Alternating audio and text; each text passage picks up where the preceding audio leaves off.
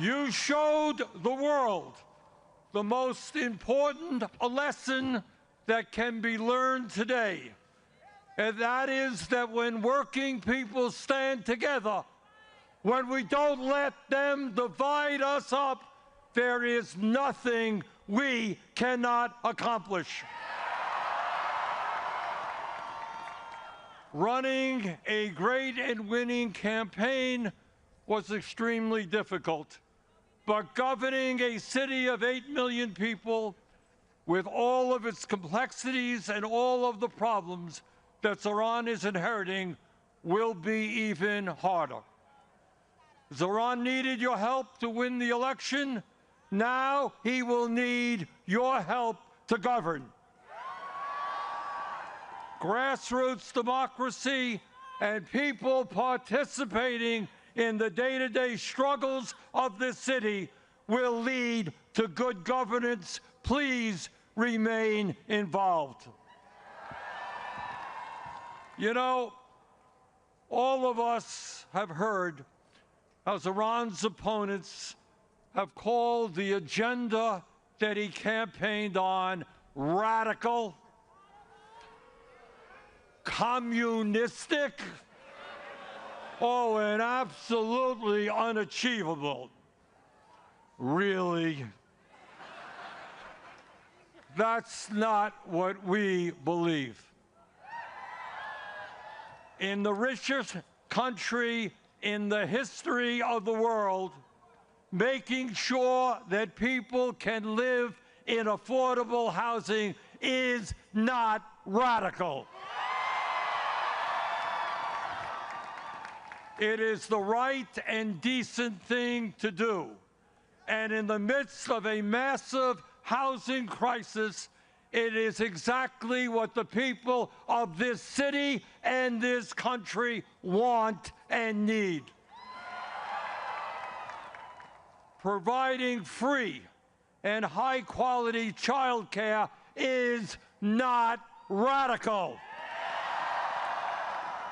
Countries all over the world have done it for years. It is what our kids require if they're going to be well prepared for school and what working parents desperately need. It is, in fact, what every city in America should be doing. Free bus transportation is not radical. It will save workers time and money, protect our environment, and make the city more efficient. And making sure that every family in the city, regardless of income, has access to decent, quality food at an affordable cost is not radical. Good nutrition keeps us healthy, helps prevent chronic illnesses. In the long run, city-sponsored grocery stores will save society money. Lastly, and maybe most importantly, demanding that the wealthy and large corporations start paying their fair share of taxes.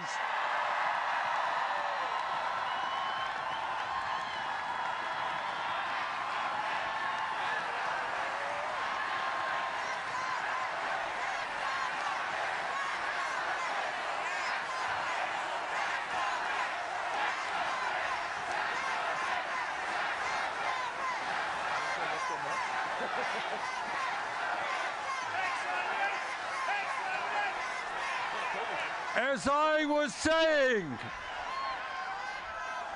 demanding that the wealthy and large corporations start paying their fair share of taxes is not radical. It is exactly the right thing to do. Today, while over 60% of our people in New York, people in Vermont, people all over this country are living paycheck to paycheck, we have more income and wealth inequality than we have ever had. while tens of millions struggle to put food on the table, pay for health care, pay for housing, the top 1% have never, ever had it so good.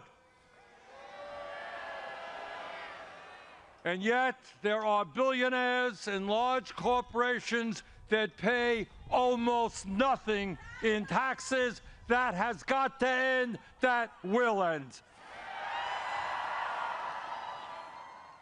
The billionaire class in this city and in this country have got to understand that in America, they cannot have it all. That America, our great country, must belong to all of us, not just a few. And that lesson begins today in New York City. Let me thank you all for the hope and inspiration that you are giving people all over this country. And now it is my honor to swear in your new mayor.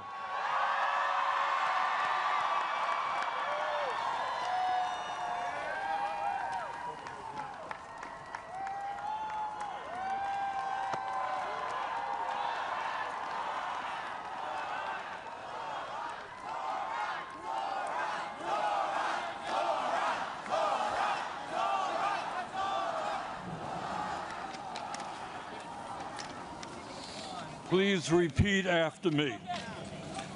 I, Zohran Mamdani, I, Zohran Mamdani, do solemnly swear that I will support the Constitution of the United States, that I will support the Constitution of the United States, the Constitution of the State of New York, the Constitution of the State of New York, and the Charter of the City of New York, and the Charter of the City of New York, and that I will faithfully discharge the duties and that I will faithfully discharge the duties of the office of the Mayor of the City of New York, of the office of the Mayor of the City of New York, according to the best of my ability. According to the best of my ability. So help me God. So help me God.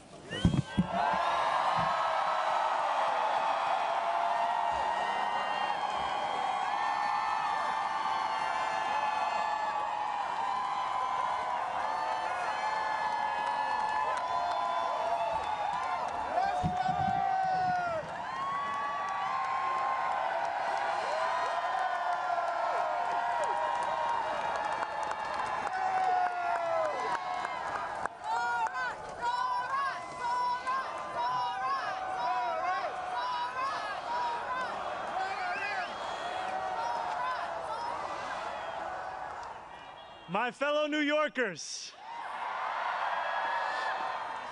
today begins a new era. I stand before you, moved by the privilege of taking this sacred oath, humbled by the faith that you have placed in me, and honored to serve as either your 111th or 112th mayor of New York City. But I do not stand alone.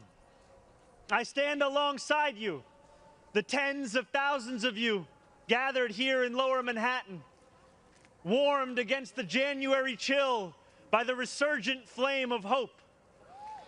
I stand alongside countless more New Yorkers watching from cramped kitchens in Flushing and barbershops in East New York, from cell phones propped against the dashboards of parked taxicabs at LaGuardia, from hospitals in Mott Haven and libraries in El Barrio that have too long known only neglect.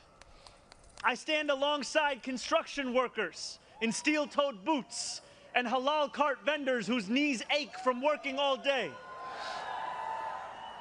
I stand alongside neighbors who carry a plate of food to the elderly couple down the hall, those in a rush who still lift strangers' strollers up subway stairs, and every person who makes the choice day after day, even when it feels impossible, to call our city home.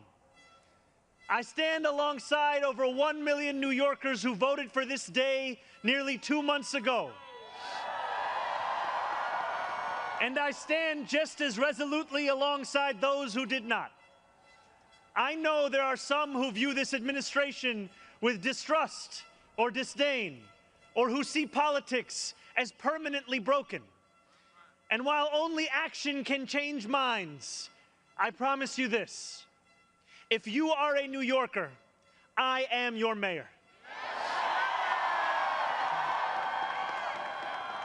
Regardless of whether we agree, I will protect you, celebrate with you, mourn alongside you, and never, not for a second, hide from you. I thank the labor and movement leaders here today, the activists and the elected officials who will return to fighting for New Yorkers the second this ceremony concludes, and the performers who have gifted us with their talent. Thank you to Governor Hochul. Thank you as well to Mayor Adams.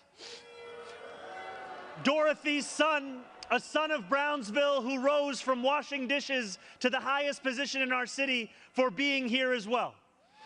He and I have had our share of disagreements, but I will always be touched that he chose me as the mayoral candidate that he would most want to be trapped with on an elevator. Thank you to the two titans who, as an assembly member, I've had the privilege of being represented by in Congress, Nidia Velázquez, and our incredible opening speaker, Alexandria Ocasio-Cortez. You have paved the way for this moment. Thank you to the man whose leadership I seek most to emulate, who I am so grateful to be sworn in by today, Senator Bernie Sanders. Thank you to my teams, from the assembly to the campaign to the transition, and now the team I am so excited to lead from City Hall. Thank you to my parents, Mama and Baba, for raising me, for teaching me how to be in this world, and for having brought me to this city. Thank you to my family, from Kampala to Delhi. And thank you to my wife, Rama.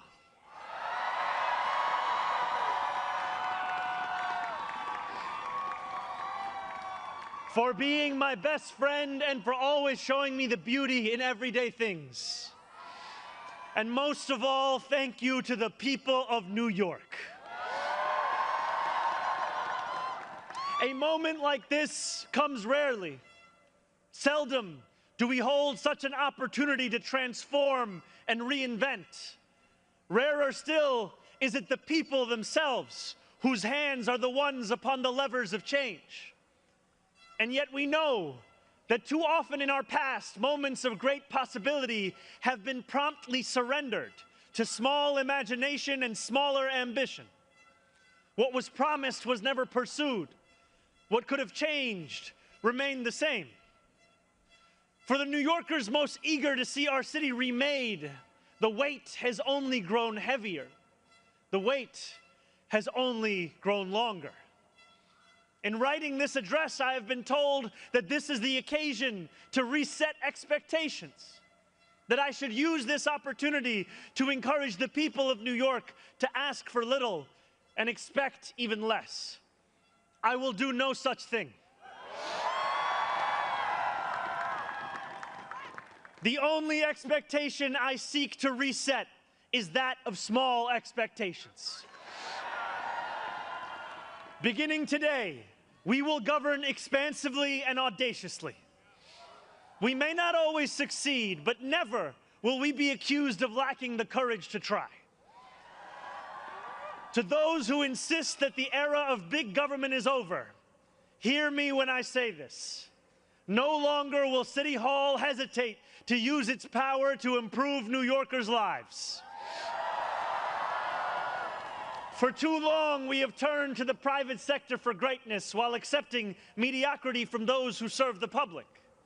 I cannot blame anyone who has come to question the role of government, whose faith in democracy has been eroded by decades of apathy. We will restore that trust by walking a different path. One where government is no longer solely the final recourse for those struggling. One where excellence is no longer the exception. We expect greatness from the cooks wielding 1,000 spices, from those who stride out onto our Broadway stages, and from our starting point guard at Madison Square Garden. Let us demand the same from those who work in government. In a city where the mere names of our streets are associated with the innovation of the industries that call them home, we will make the word City Hall synonymous with both resolve and results. As we embark upon this work, let us advance a new question, a new answer to the question asked of every generation. Who does New York belong to? For much of our history, the response from City Hall has been simple. It belongs only to the wealthy and well-connected, those who never strain to capture the attention of those in power. Working people have reckoned with the consequences. Crowded classrooms and public housing developments where the elevators sit out of orders. Roads littered with potholes and buses that arrive half an hour late, if at all. Wages that do not rise and corporations that rip off consumers and employees alike.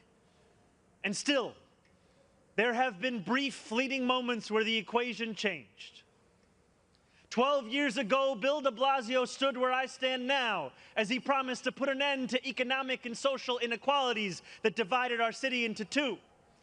In 1990, David Dinkins swore the same oath I swore today, vowing to celebrate the gorgeous mosaic that is New York, where every one of us is deserving of a decent life. And nearly 6 decades before him, Fiorella LaGuardia took office with the goal of building a city that was far greater and more beautiful for the hungry and the poor.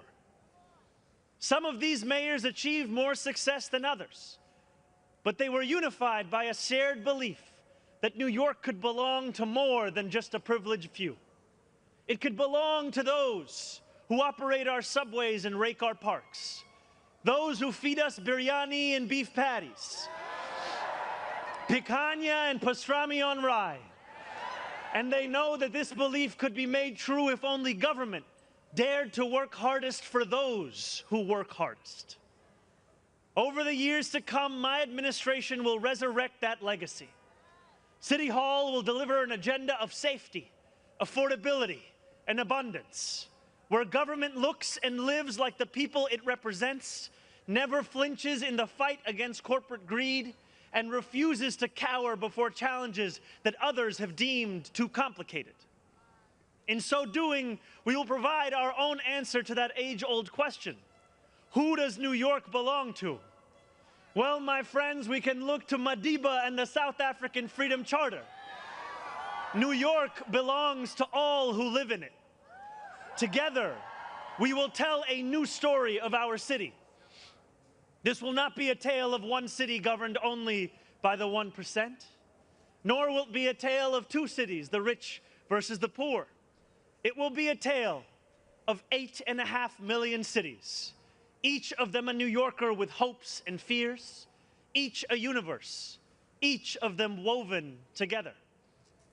The authors of this story will speak Pashto and Mandarin, Yiddish and Creole. They will pray in mosques, at shul, at church, at gurudwaras and mandirs and temples. And many will not pray at all. They will be Russian Jewish immigrants in Brighton Beach, Italians in Rossville, and Irish families in Woodhaven, many of whom came here with nothing but a dream of a better life, a dream which has withered away. They will be young people in cramped Marble Hill apartments where the walls shake when the subway passes. They will be black homeowners in St. Albans, whose homes represent a physical testament to triumph over decades of lesser-paid labor and redlining. They will be Palestinian New Yorkers in Bay Ridge,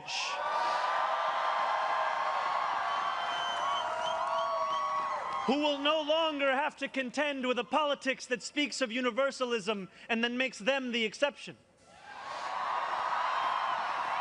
Few of these 8.5 million will fit into neat and easy boxes. Some will be voters from Hillside Avenue or Fordham Road who supported President Trump a year before they voted for me, tired of being failed by their party's establishment. The majority will not use the language that we often expect from those who wield influence. I welcome the change. For too long, those fluent in the good grammar of civility have deployed decorum to mask agendas of cruelty. Many of these people have been betrayed by the established order. But in our administration, their needs will be met. Their hopes and dreams and interests will be reflected transparently in government. They will shape our future. And if for too long these communities have existed as distinct from one another, we will draw this city closer together. We will replace the frigidity of rugged individualism with the warmth of collectivism.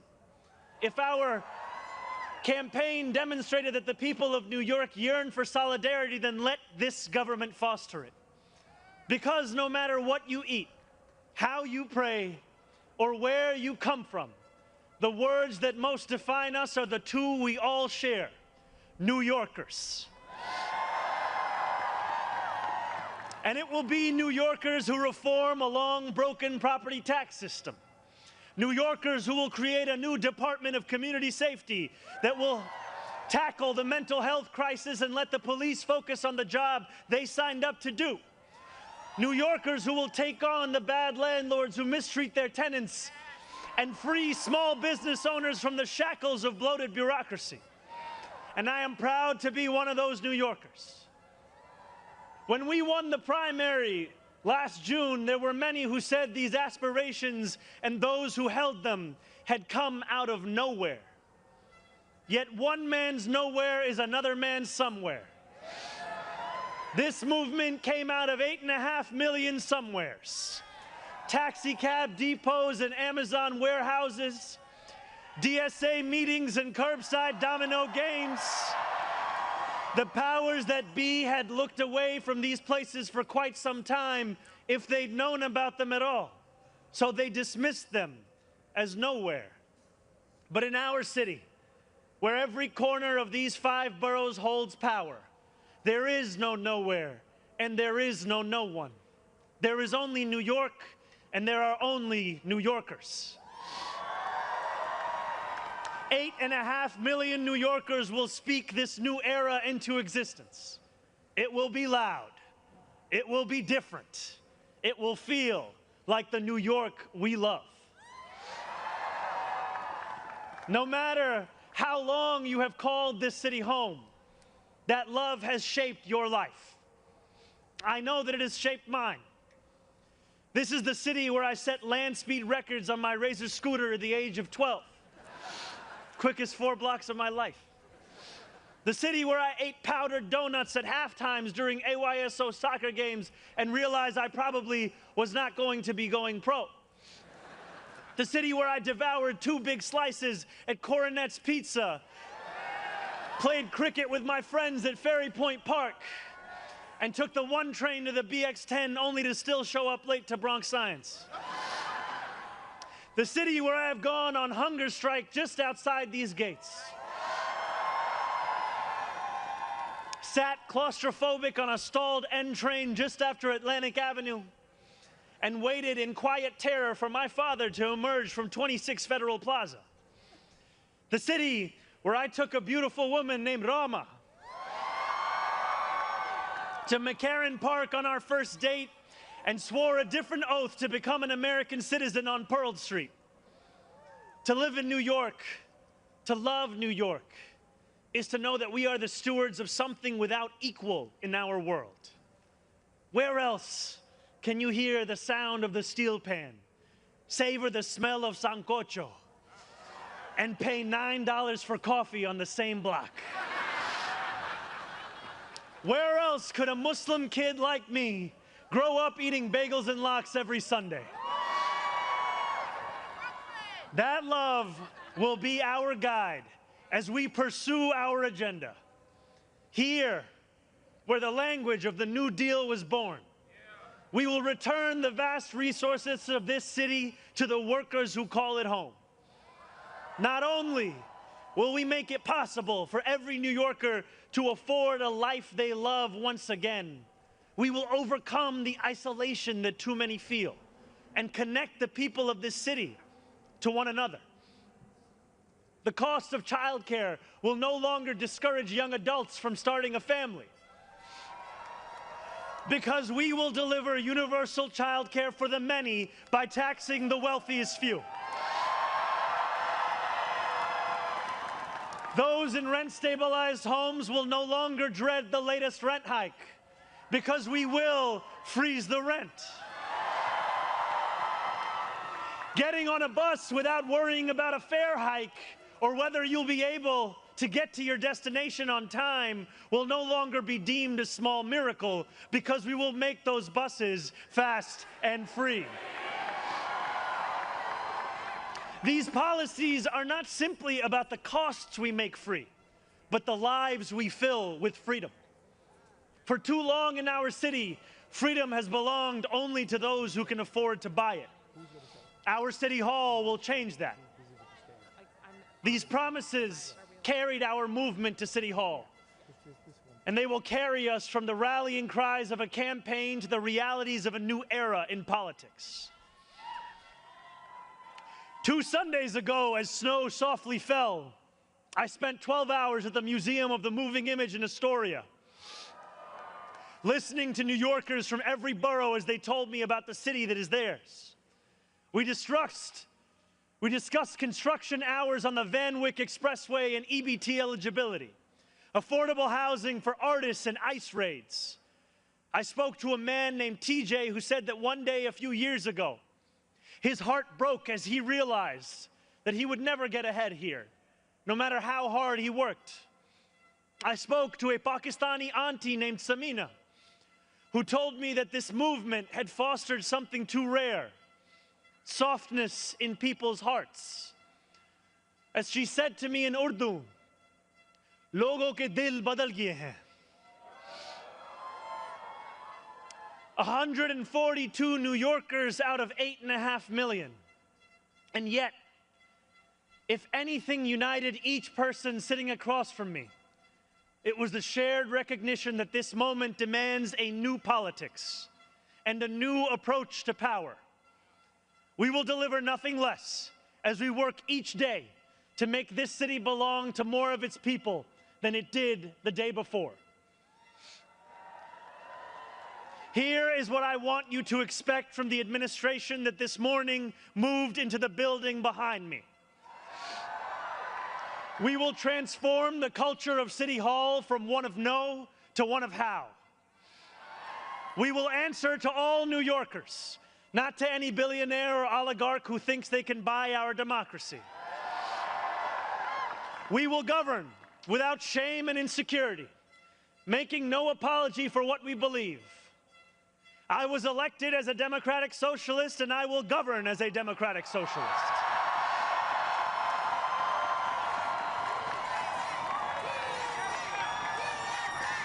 I will not abandon my principles for fear of being deemed radical. As the great senator from Vermont once said, "What's radical is a system which gives so much to so few and denies so many people the basic necessities of life."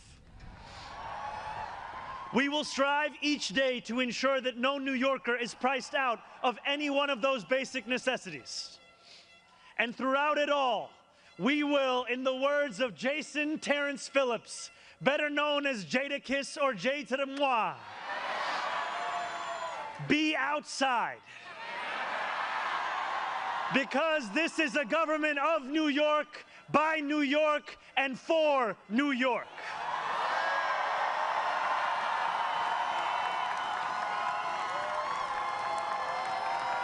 Before I end, I want to ask all of you, if you are able, whether you are here today or anywhere watching, to stand with me. I ask you to stand with us now and every day that follows. City Hall will not be able to deliver on our own. And while we will encourage New Yorkers to demand more from those with the great privilege of serving them, we will encourage you to demand more of yourselves as well. The movement we began over a year ago did not end with our election. It will not end this afternoon. It lives on with every battle we will fight together. Every blizzard and flood we withstand together. Every moment of fiscal challenge we overcome with ambition, not austerity, together. Every way we pursue change in working people's interests rather than at their expense, together. No longer will we treat victory as an invitation to turn off the news. From today onwards, we will understand victory very simply. Something with the power to transform lives, and something that demands effort from each of us every single day. What we achieve together will reach across the 5 boroughs, and it will resonate far beyond. There are many who will be watching. They want to know if the left can govern. They want to know if the struggles that afflict them can be solved.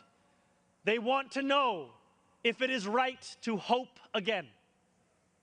So standing together with the wind of purpose at our backs, we will do something that New Yorkers do better than anyone else.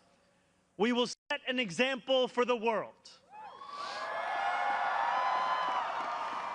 If what Sinatra said is true, let us prove that anyone can make it in New York and anywhere else too. Let us prove that when a city belongs to the people, there is no need too small to be met, no person too sick to be made healthy, no one too alone to feel like New York is their home. The work continues. The work endures. The work, my friends, has only just begun. Thank you.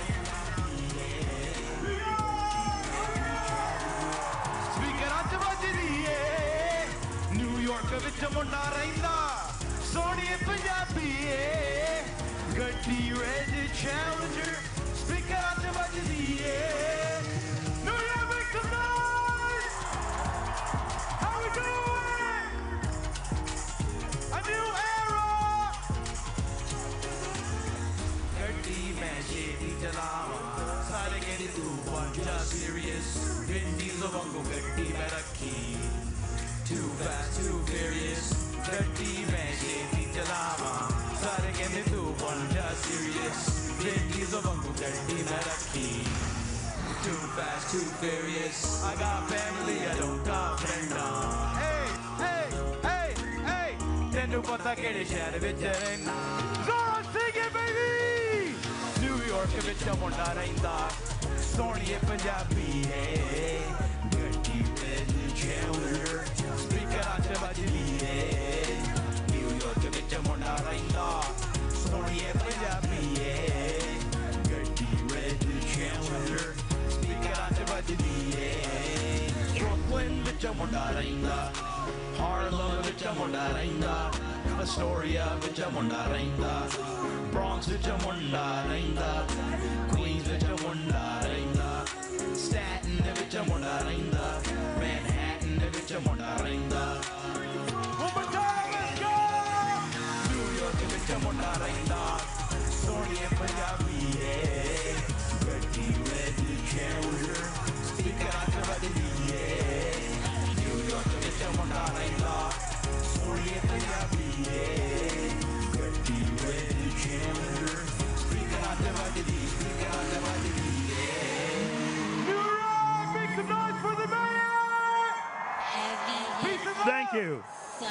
thank you for attending the inauguration of a new era.